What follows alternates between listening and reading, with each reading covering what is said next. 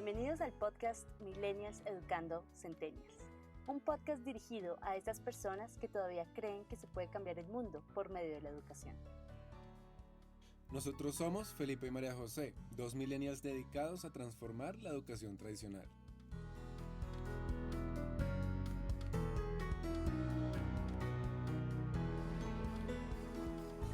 Susana Pérez es la creadora de la librería 9¾ una experiencia para grandes y chicos, donde se disfrutan de buenos libros, espacios y un buen café. Hoy nos cuenta sobre el mundo de los libros para los niños y cómo estos pueden ser utilizados en diferentes espacios, como el escolar, en asignaturas diferentes a la comúnmente llamada español. Hola Susana, ¿cómo estás? Bienvenida y muchas gracias por hablar con nosotros el día de hoy. Hola Felipe, hola María José, muchísimas gracias a ustedes por la invitación, nosotros felices de estar acá. Claro que sí, nosotros felices de tenerte. Me gustaría empezar porque nos cuentes un poquito sobre ti, quién eres y cómo llegaste a este mundo de la literatura infantil. Bueno, yo soy comunicadora social por estudios universitarios, pero siempre tuve pues como una fijación muy grande por los libros infantiles. Entonces yo iba a las ferias del libro y siempre me iba como para secciones de los niños, me encantaba el libro álbum, entonces empecé como a comprar por simple hobby. Y yo ya en la universidad compraba libros, todo, pero pues quería ser periodista. Siempre muy encaminada como a cosas infantiles. De hecho, mi proyecto de grado fue como una enciclopedia virtual de la ciudad de Medellín para niños. Me gustaba mucho el tema infantil y los libros infantiles. Nunca dije voy a hacer una librería, no, nunca. Entré a trabajar en empresas normales que nada tienen que ver con el tema y yo decía, no, pues yo no me veo en esto, yo quiero algo, pues algo que me llene más y decía, yo quiero algo con niños. Entonces empecé a pensar y me parecía mucho de todo el tema de pedagogía, pero decía, no sé del tema, es una responsabilidad muy grande. Y estuve en un viaje en Italia donde hay una cadena de libros, de librerías, perdón, que incluso es, los dueños de esa librería son una editorial que se llama Read It Dream. Yo llegué a Florencia, entré a una de esas librerías y justo ese día había como un cóctel de una inauguración, de un lanzamiento de un libro. Es una librería pues gigante que tiene 3 pisos, pues tenía como, tiene restaurante, una sección de papelería la más provocadora del mundo entero, la sección infantil también divina. Y yo dije, yo quiero hacer esto, o sea, yo quiero tener un espacio para los niños donde puedan ir a leer, pero también donde la gente pueda ir a comer. Y mis papás, pues, y mi familia me animó mucho, me dijeron, sí, dale, dale. Y cuando empecé, yo quería una librería solamente infantil. Dije, pues, un restaurante es demasiado ambicioso, eso ya es un negocio, pues, muy grande, pero de pronto sí, un café con, pues, pastelería chévere y todo, además porque también me parece muy encarretador el tema del café. Entonces dije, bueno, una librería para niños y que los papás puedan ir allá y mientras tanto tomarse un café. Todo. Cuando empecé a hacer como toda la, pues como el estudio de mercado, incluso estuve en Bogotá y pues las librerías que allá son infantiles, me dijeron, no, mira, el niño siempre viene con un adulto, o sea, las librerías son un negocio de nicho, pues volverlo tan específico es difícil comercialmente. Entonces dije, bueno, entonces va a ser una librería general, pero mi enfoque siempre va a ser infantil y es lo que aún preservamos y de hecho por eso nos conocen. Nosotros vendemos de todo, incluso hay veces que vendemos más de adultos que de niños, pero la gente nos identifica como una librería infantil y por eso pues el espacio está pensado es para los niños y para la exhibición y para todo pensamos siempre en los niños o como decimos, en los lectores que tienen alma de niños, porque es un público súper grande, las personas que como yo disfrutamos de un libro infantil, porque siempre decimos, si un libro infantil es bueno, lo disfruta una persona de cualquier edad. A veces la gente piensa, ay, porque es infantil es tonto o es aburrido. Pues si al adulto le parece tonto o aburrido, al niño también. Entonces así fue como llegué a este mundo. Cuéntanos un poco más de este principio tan interesante. Tú haces una librería basada y pensada en niños, que me imagino que es un poco lejos del concepto que otras personas tenían en la librería. ¿Dónde queda esta librería y cómo lo recibe los clientes y la comunidad? Cuando yo empecé a hacer todo el estudio de mercado, pues me dijeron, mira, en Medellín hace falta quien atienda el público de Oriente, que es, pues, que es como decir a las afueras de Medellín, pero donde hay muchas personas viviendo y hay muchos colegios. Entonces a mí me pareció súper bueno porque además es un poquito más frío que la ciudad. Entonces yo decía, es perfecto porque eso invita como a la lectura, a tomarse un chocolate, un café, leer. Entonces siempre por eso he estado como en una zona algo rural. Si bien no es lejos de Medellín, pues es a 15 minutos. Si es, pues no está dentro de la ciudad y eso hace que también sea como, yo digo, parte de la experiencia. A mí me dicen mucho, ay no, ¿por qué no en Medellín? ¿Por qué no en Medellín?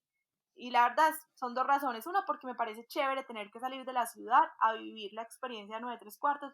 Y dos, porque en Medellín todo es muy costoso, entonces no es rentable el negocio dentro de la ciudad. Eh, Cuando nosotros empezamos, la verdad es que las librerías independientes no estaban muy, pues como muy posicionadas y yo siento que en los últimos años ya pues se han abierto muchísimas más, ya a la gente le gusta muchísimo más el hecho de que una librería sea independiente, pero nosotros empezamos cuando la gente me decía a mí, eso fue hace 5 años, y me decía, ¿qué? Una librería, pero si antes todas las librerías cierran. Al primer diseñador que contacté para que diseñara pues el espacio me dijo, pero pues una librería, si en Medellín la gente no lee instrucciones. Yo decía, no, es que mi librería va a ser diferente. Porque nosotros, pues yo creo que en general en Colombia la gente asocia librería con algo aburrido, un espacio desorganizado o con las librerías de cadena. Yo decía, no, es que yo quiero un concepto diferente, que la gente sienta magia cuando entra. Entonces, obviamente cuando yo abrí, yo creo que logramos el propósito porque todo el mundo decía, pues es que, es más, tuvimos un problema porque la gente como asociaba las librerías como las librerías de cadena o como unos espacios aburridos, la gente no entendía qué éramos. Entonces nos pasaba que nos decían, ay, pero vení, estos libros tan bonitos, ¿dónde los consigo? O, ay, pero ¿y ustedes qué es lo que venden? O sea, nos preguntábamos si vendíamos los muebles, porque la gente no entendía que un espacio bonito, agradable, con café, fuera una librería. Entonces, afortunadamente, yo digo que la acogida al principio fue increíble, la gente lo recibió súper bien y creo que, modestia aparte, pues animé como a muchas más personas a abrir librerías en Medellín, porque era algo que se veía como en vía de extinción, porque de hecho sí hubo una época en donde en el mundo se empezaron a cerrar las librerías independientes porque las cadenas de librerías pues se apoderaron de todo, pero en este momento ya la gente busca un poquito más de intimidad, cosas más personalizadas, entonces yo creo que otra vez hay como un auge y yo creo que yo llegué en buen momento a la ciudad. Claro, además que las librerías y cómo está estructurada la tuya, también lleva al niño a tener un protagonismo mucho más activo en este proceso y ejercicio de lectura. Sí, total. Porque además si uno se fija en las librerías tradicionales pues que hay en Colombia, el espacio de los niños es un rinconcito con una mesita ahí medio puesta, es como relegado. Y mi filosofía era, yo primero tengo que enamorar a los niños de la lectura para poder tener adultos que leen, porque es que ese es el problema. Si siempre los niños quedan relegados y solamente queda una cosa de los colegios, pues la formación lectora, pues eso nunca va a funcionar. Si para el niño no es atractiva la librería, es muy difícil. Y yo siento que, obvio, por muchas razones, en las otras librerías es como, ay, este pedacito para los niños, pero nunca toman protagonismo. Claro, y además en los colegios siempre está el plan lector, set de libros seleccionados con todo el amor, sí, me imagino, por los profesores de español, pero nunca se da ese espacio para que el hecho de acceder a un libro, de adentrarse en todo ese universo al que lo puede llevar uno un libro, porque me parece que es un viaje fantástico. Si yo quiero salir de la realidad, abro un libro. Muchas veces en los colegios lo que sucede es que esa lectura obligada o esa lectura donde es solamente del área de español o solamente de tal materia, pues empieza a enseñarle a los chicos que tú lees si es para tal asignatura. Entonces, en mi caso, que yo soy profesora de ciencias naturales, muy pocas veces he visto, o podría decir que nunca, a un colega mío utilizar un libro o un libro álbum para poder enseñar, no sé, cambio climático, por ejemplo. Entonces, cuando hace unos años me encontré yo con un libro álbum, que también lo vi en tu página, el de Migrantes de Isa Watanabe, yo decía, Dios, este es un ejercicio supremamente importante donde no solamente es, miren, con la reflexión podemos mirar cómo uno se debe poner en los zapatos del otro, sino también mirar cómo esas migraciones han surgido también por el calentamiento global, cómo los humanos hemos afectado a otros humanos y por eso tenemos tantos migrantes en el mundo, o cómo los humanos hemos afectado a los animales y por eso también tenemos migraciones inesperadas.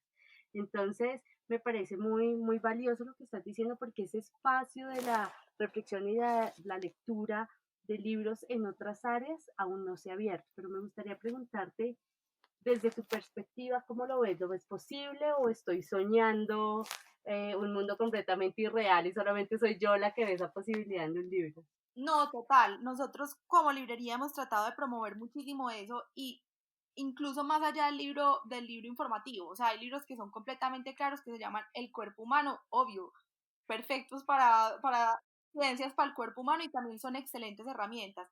Pero los libros de literatura infantil que cuentan una historia también pueden abrir un montón de mundos de una manera menos explícita, pero que puede ser mucho más atractiva y que lleva a una reflexión mucho más profunda en el niño, porque no se siente siempre como aleccionado.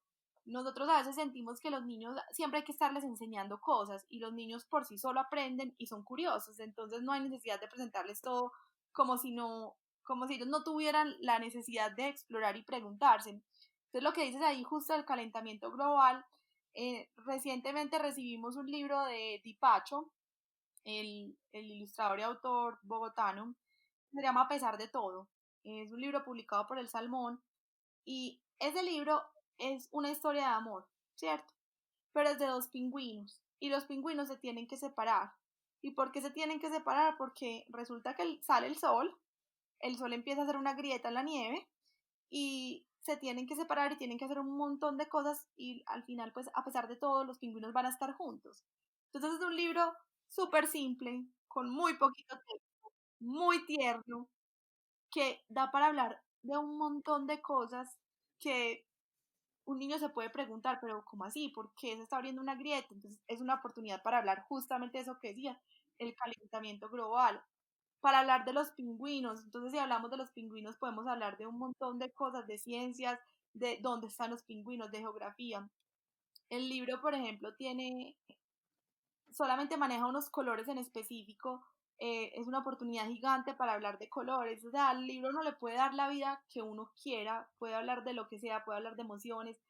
Ese es otro tema que los papás a veces se obsesionan mucho con los libros de emociones y nosotros decimos todos los libros son sobre emociones, así nunca digan, no digan tristeza, alegría, todos los libros transmiten una enseñanza y un mensaje implícitamente y para los niños es más poderoso cuando son capaces de preguntárselo, de verlo.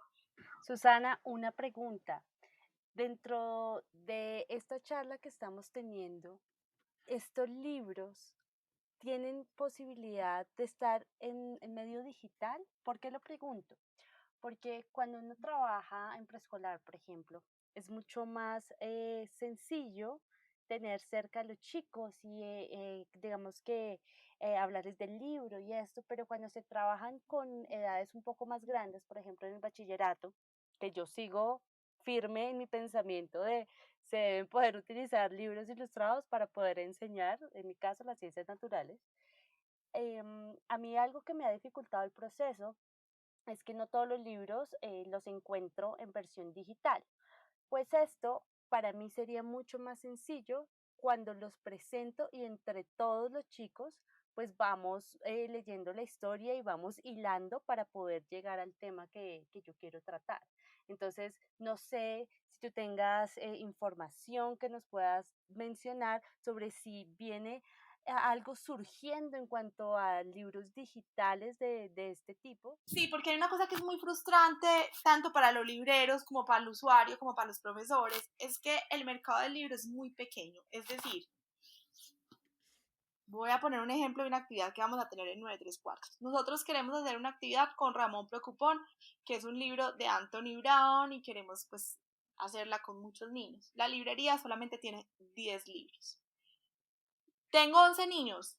Es muy complicado conseguir ese libro 11 porque están agotados o porque X o Y motivo. O sea, la gente a veces piensa que los libros son como ilimitados y la verdad es que los libros, sobre todo los libros infantiles y los libros álbum, la cantidad es muy poca por varias razones. Uno, porque la mayoría son importados, entonces el distribuidor, pues sabiendo que las ventas en Colombia no son gigantes, eh, no trae muchos. Entonces simplemente si se acabó la importación, hay que esperar la próxima importación, que puede ser este año o puede ser el próximo o puede ser dentro de 2 años.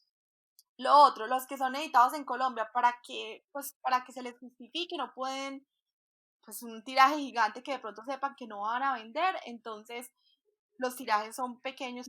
Entonces los libros no son como un recurso ilimitado, entonces muchas veces tanto las librerías nos vemos como medio maniatados porque quisiéramos hacer muchas más actividades con libros, pero resulta que no tenemos la suficiente cantidad. Entonces el libro digital ahí se vuelve así como un aliado muy importante. Y ahí también quiero ser súper clara, como que no lo vemos como un enemigo, lo vemos como un complemento, por eso mismo que tú dices. Sí, exacto, eso te quería decir, Susana, porque en esta virtualidad lo que más he identificado es esa necesidad de sacar a los chicos de ese contacto constante con el computador. Y no ha sido sencillo, porque de todas formas se empiezan a acostumbrar ellos a la facilidad de hacer la presentación en Canva, por ejemplo, hacer un sway para el storytelling que a veces les pongo a hacer yo durante las clases, pero siento que cuando uno solamente trabaja el medio digital, pues se va perdiendo un poco de la experiencia, ¿no? Y cuando se habla de libros, sé que no se puede hacer en todas las edades, como te había dicho, pero sé que en edades específicas el hecho de pasarme el cuento, de vamos a ver en qué, o sea, vamos a pasar la hoja, en qué párrafo voy, todos esos ejercicios de atención son muy valiosos. ¿Y hay alguna forma en la que 9 3 cuartos se complemente? Es decir, he visto que ustedes tienen ejercicios de la hora del cuento. ¿Nos podrías contar un poquito al respecto, porfa? Antes de la pandemia teníamos la hora del cuento pues presencial, y el objetivo con la hora del cuento era eso, hacer como un poco de promoción a la lectura, de acercar a los niños que no son tan lectores o que dirían yo nunca voy a leer porque me parece aburrido, que les empezara a dar como curiosidad. Entonces, si bien entendemos el libro como algo que por sí solo es divertido, que no necesita complementos, para nosotros era muy importante, por ejemplo, la parte de la manualidad, porque la mayoría de los niños son muy sensibles a hacer manualidades, les gusta, les parece divertido, entonces puede que nunca lea, pero quiere hacer la manualidad, entonces empieza como a acercarse al libro. O nos pasaba mucho con los niños más grandes, como que, ay no, es que los cuentos son para niños chiquitos. Entonces se hacían al ladito y se hacían los que no les gustaba, y eso no es para mí, y al final eran los que más disfrutaban la hora del cuento. Entonces, es un espacio pues como que nos caracterizó mucho desde el principio, además porque en Medellín no había, en Bogotá pues es mucho más común, pero en Medellín no había librerías con hora del cuento, entonces nos empezaron a identificar muchísimo por eso y porque a los niños les fascinaba ir a que les contaran un cuento, incluso una época en que los viernes decíamos, bueno, vamos a proyectar películas que tengan que ver con libros, o sea, que estén basadas en un libro o que tengan que ver con libros. Y los niños nos decían, ay, pero ¿cómo así? Entonces ahí no hay cuento. O sea, prefieren la hora del cuento que una película. Eso está, ya cumplí con mi misión. Mm, entonces, bueno, eso lo hacíamos pues presencial. Cuando empezó todo esto, sentíamos como que teníamos que seguir haciendo algo y decidimos hacer la hora del cuento virtual. Lo que pasa es que eso sí es muy complicado porque la tuvimos que parar porque es que hay que pedir permisos a las editoriales, a los autores.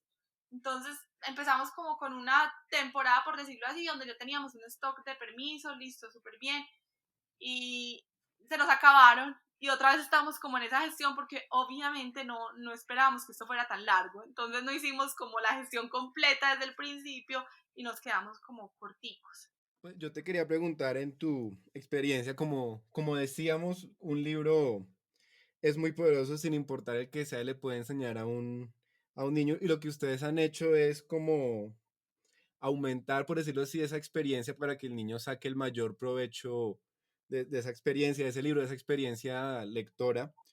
En tu, en tu trayectoria, ¿qué has visto y qué consejo nos podrías dar a los padres de familia, a los profesores, a la hora de escoger un libro y a la hora de crear esa experiencia alrededor de la lectura para que los niños saquen el mayor provecho? ¿Cómo podríamos fomentar esa experiencia entre el niño y el libro para que sea una experiencia verdaderamente memorable?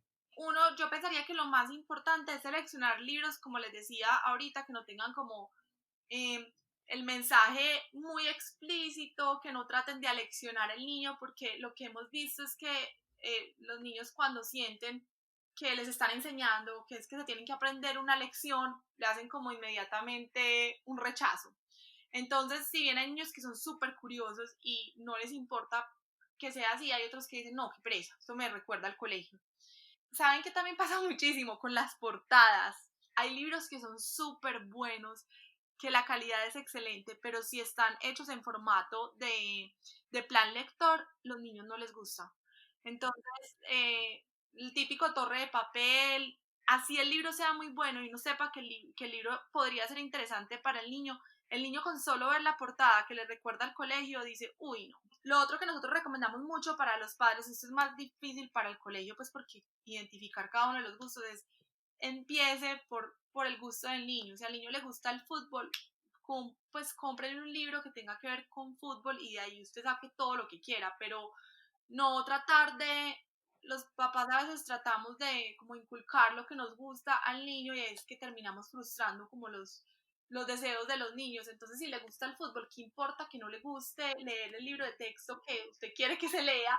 Déjelo que una enciclopedia de fútbol, así poquito a poquito él se va a ir eh, como Adentrando más en la lectura.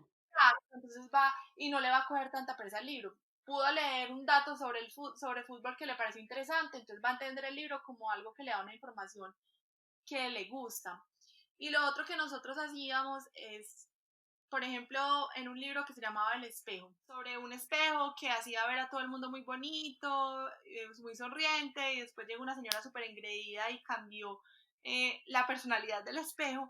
Y nosotros de ese libro sacábamos un montón de información. A ver, ¿qué actividades pueden haber con un espejo? Independientemente si el libro trata de eso o no. Entonces, desde la ciencia, ¿qué podemos saber del espejo? ¿Cómo funciona un espejo? Y hacer experimentos con espejos. ¿Qué pasa si yo construyo encima de un espejo con Lego? ¿Cómo se ven esos Legos? Entonces es como identificar mucho qué motiva a los niños y meterlos por ahí.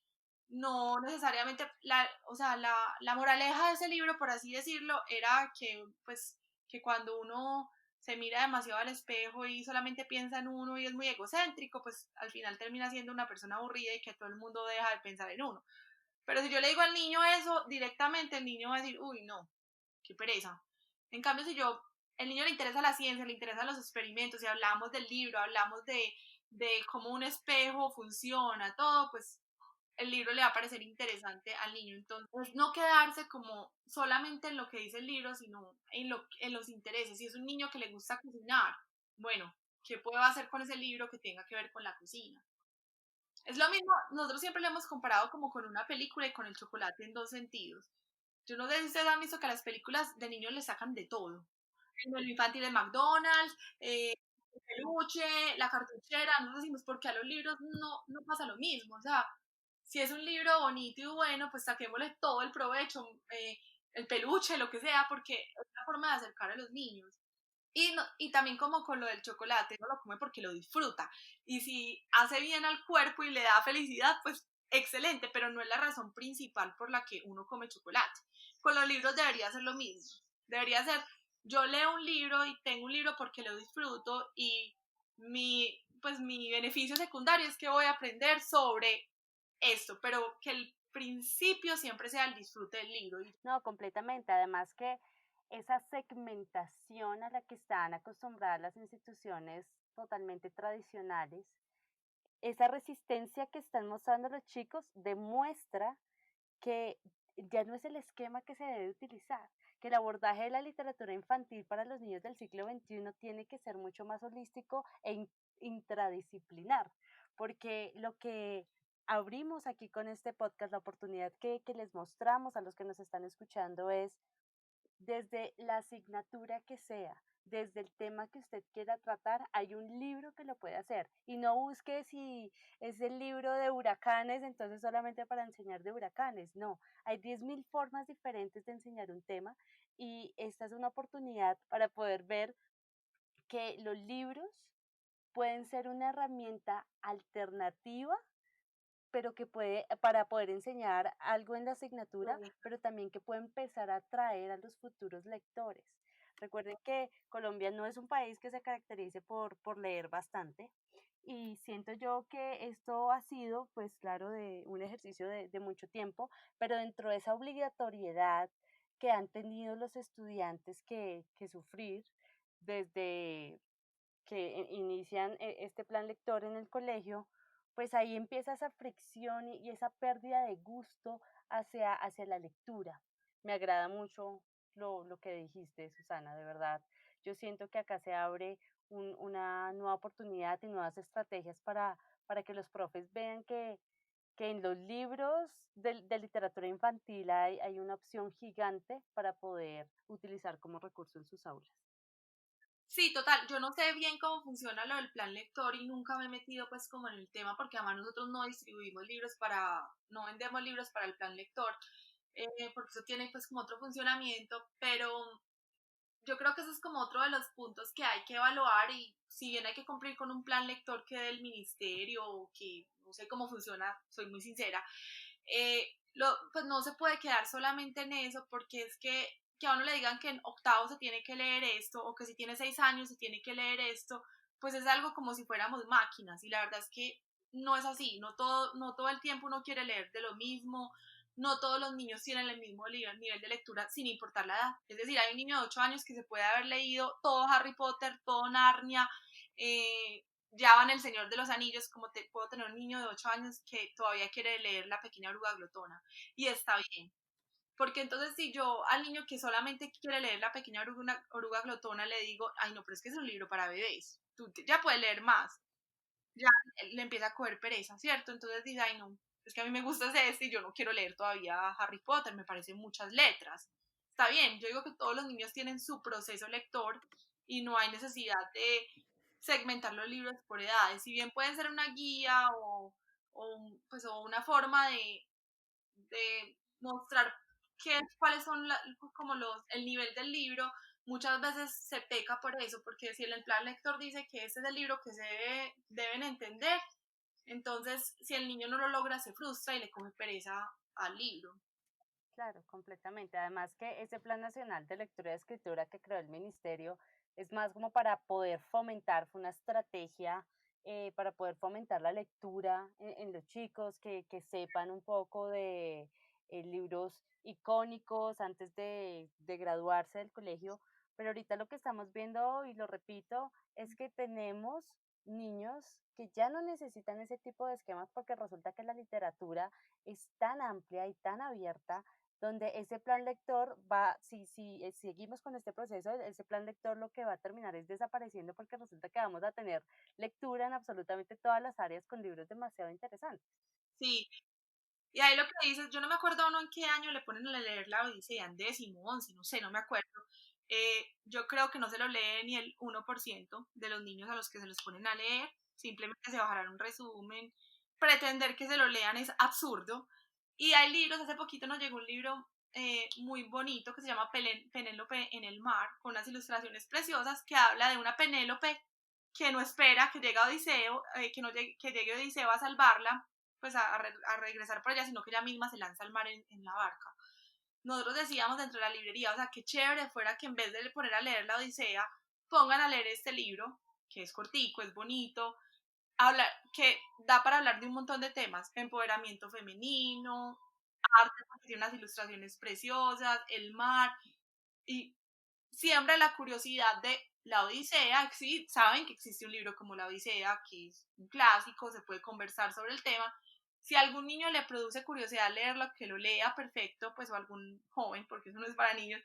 Y si no, pues no pasa nada, es que no todos nacimos para leer la Odisea, y yo en eso también me gusta ser muy clara, o sea, así como no todos nacimos para ser súper deportistas, no todos nacimos para ser súper cocineros, no todos los niños tienen por qué ser los súper lectores y estar leyendo clásicos o lecturas súper avanzadas, no, yo creo que la misión es que encuentren en el libro una herramienta más y le cojan gusto en su nivel, porque pretender que todos los niños pues sean los super lectores es como pretender que todos los niños sean super jugadores de fútbol, y la verdad es que no es así. Ya también hay una cosa de personalidad que hay que respetar en cada individuo. Claramente, y ahí va también el esfuerzo del docente en no solamente quedarse con el recurso que te brinda Google, con el recurso que encuentras en Internet para explicar un tema, sino también indagar, mirar en librerías, tener unos ejemplos distintos para poder tener abordajes diferentes en la misma asignatura. Sí, total. Y hay otra cosa que pasa muchísimo, y es que uno no cree, pero los libros todavía son muy censurados. Entonces, tanto los papás como los niños, como los profesores dicen, no, ese libro no porque dice esto, ese libro no porque dice esto. Y uno creería que eso es como cosa de la antigüedad. Y nosotros siempre decimos que sea una oportunidad para hablar. Nos pasa mucho, por ejemplo, con el diario de Greg o con otros libros que son de esa misma editorial, que como tienen traducción española, tienen palabras que a los papás no les gustan. Culo. Entonces, el niño se muere por leerlo, lo leemos juntos y le explicamos que es que en España es una palabra normal, que aquí no se usa, que porque estamos en diferentes regiones se habla diferente y las cosas tienen diferentes connotaciones. En vez de censurar, es una oportunidad para hablar de un montón de cosas. Entonces, es como la invitación que nosotros siempre hacemos. Y una última pregunta. ¿Cómo ves tú la literatura infantil en inglés acá en Colombia? ¿Hay un buen acceso o no tanto? Ay, bueno, eso es un tema que para nosotros es muy complicado porque nos pasa mucho en inglés y en otros idiomas. Nos piden muchísimo, ay, ¿qué libros tienen en inglés? Ay, ¿qué libros tienen en francés? Pero a la hora de llevarlos, se intimidan demasiado. Pero demasiado es demasiado. Nosotros tenemos un catálogo súper grande en inglés y las ventas son súper bajitas porque al final les da miedo.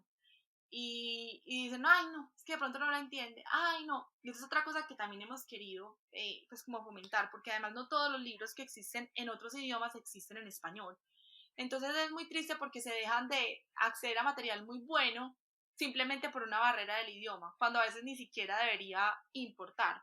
Entonces está bien, mi hijo todavía no tiene el nivel para comprenderlo, pero si yo sé hablar inglés, yo se lo puedo leer en español e irlo traduciendo. Y cuando esté más grande, lo va a disfrutar en inglés.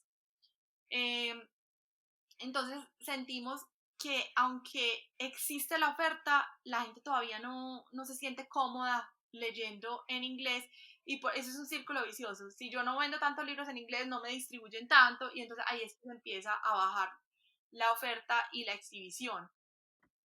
Claro, y crees, Susana, que puede ser una buena posibilidad, no sé, tú que tienes tu página en Instagram también, poder hacer unos IGTV con lecturas del libro X de literatura en inglés con, con captions, como con subtítulos en español, de pronto eso ayuda a enganchar mucho más a las personas, o crees que es una idea muy fuera de base.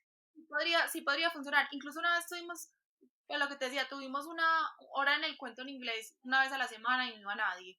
Por eso. Entonces sí, puede ser que si tenemos los captions funcione. Y también como decir, no es una, pues como perderle el miedo. Nos pasa mucho que hay libros infantiles, pues para bebés, que son en inglés, pero es que en verdad no hay que saber inglés porque es que casi que no tienen texto. Y por el hecho de que sea en inglés, la gente es como, ay, no, pero es que es en inglés. Y uno por dentro es como, pero ¿eso qué tiene que ver? O sea, el niño todavía no lee imágenes, ¿qué importa si el título está en inglés? ¿Tú me entiendes? ¿Qué es Apple? Y hay una manzana, listo. O sea, en verdad que diga Apple o manzana, a un bebé no es significativo porque tiene una textura especial o porque las imágenes están troqueladas, entonces es una actividad sensorial chévere para el niño, y la verdad es que ahí el idioma es lo último que importa, pero la gente se siente todavía muy intimidada. Claro, yo creo que hay una oportunidad de crecimiento. Creo que hemos avanzado mucho en el tema de la lectura y cómo la abordamos como sociedad. Y yo creo que el proyecto nos han ayudado mucho a cambiar esas dinámicas y esos pensamientos. Y definitivamente esta discusión sobre los libros en inglés, yo creo que es la siguiente barrera que debemos trascender como sociedad y como país. Yo quisiera hacer un pequeño resumen de algunos de los puntos que nos has dado ya para terminar. Número uno, tú nos hablas de la importancia de dejar que el niño o que el estudiante o que el joven escoja la lectura, no necesariamente porque es la que manda el gobierno, la que manda el colegio, o no es porque sea la que está como a su nivel, porque sea muy fácil, sino dejarlos explorar tanto en temas como en dificultad. Si un niño quiere leer un libro más difícil, de pronto uno más fácil, no importa, lo importante es que tengan esa interacción. Y otro principio que mencionaste era este de convertir el libro y lo que el niño encuentra en el libro en una experiencia de diálogo, en poder hablar, en poder distinguir, en poder generar esas reflexiones con ellos muy de cerca, que es nuestra labor con adultos, en vez de simplemente como prohibir o esconder un libro. Y yo creo que esa recomendación es una de las más importantes, sobre todo en una época en la que los niños tienen acceso casi que ilimitado y muy difícil de controlar al 100% a mucha información. Entonces yo creo que ese tipo de reflexiones y conversaciones alrededor de la lectura son muy importantes. No sé si quieras dejarnos con de pronto algún tercer tipo, alguna tercera recomendación para padres y educadores a la hora de entablar la lectura. Sí, hay otra cosa que quería complementar con lo que el niño escoja. Yo entiendo que es importante guiar en la lectura y presentar buenos libros, pero yo pienso que como todo en la vida, todo es cuestión de equilibrio. Yo a veces quiero comerme una hamburguesa y a veces quiero comer saludable, entonces no pasa nada si el niño un día quiere leer Mickey Mouse o libros que a nosotros nos parezca muy básico o muy comercial, y otro día le presento un muy buen texto, un muy buen libro, algo un poquito más profundo, y lo dejo escoger. Y si el día que el niño quiso ese, está perfecto. Lo importante es ofrecerles variedad y que ellos puedan escoger. Y que como todo en la vida es cuestión de equilibrio. Hay días, porque también pasa mucho eso, los papás dicen, hablo de los papás porque es pues mi mayor público, no tengo tanto contacto lastimosamente con profesores, pero eh, quiero que compres un libro, quiero que leas. Entonces el niño se enamora del libro de National Geographic, que tiene unas fotografías increíbles, que tiene datos sobre los animales. No, es que eso no es un libro. O sea, entonces desde ahí estamos como ya, por decirlo así, pues cortando como toda apreciación que pueda tener el niño por la lectura, porque le estamos imponiendo un montón de cosas. Entonces, los libros pueden ser de muchos formatos y no hay unos más válidos que otros. Lo importante es ofrecer de todo y que el niño tenga la libertad como de escoger. Susana, yo te quiero dar las gracias, número uno, por este trabajo que estás haciendo al promover la lectura, y número dos, por tomarte el tiempo de hablar con nosotros el día de hoy. No, muchísimas gracias a ustedes, de verdad que disfruto muchísimo conversando sobre esto, entonces todas las veces que quieran, y espero yo poderlos invitar un día al podcast que vamos a lanzar de 9 3 cuartos. Te invitamos a descubrir más sobre Susana y 9 3 cuartos en 9 3cuartos.com. Y ayúdanos a seguir transformando la educación tradicional. Únete a nuestras redes en Instagram y en Twitter en @evolvetsh.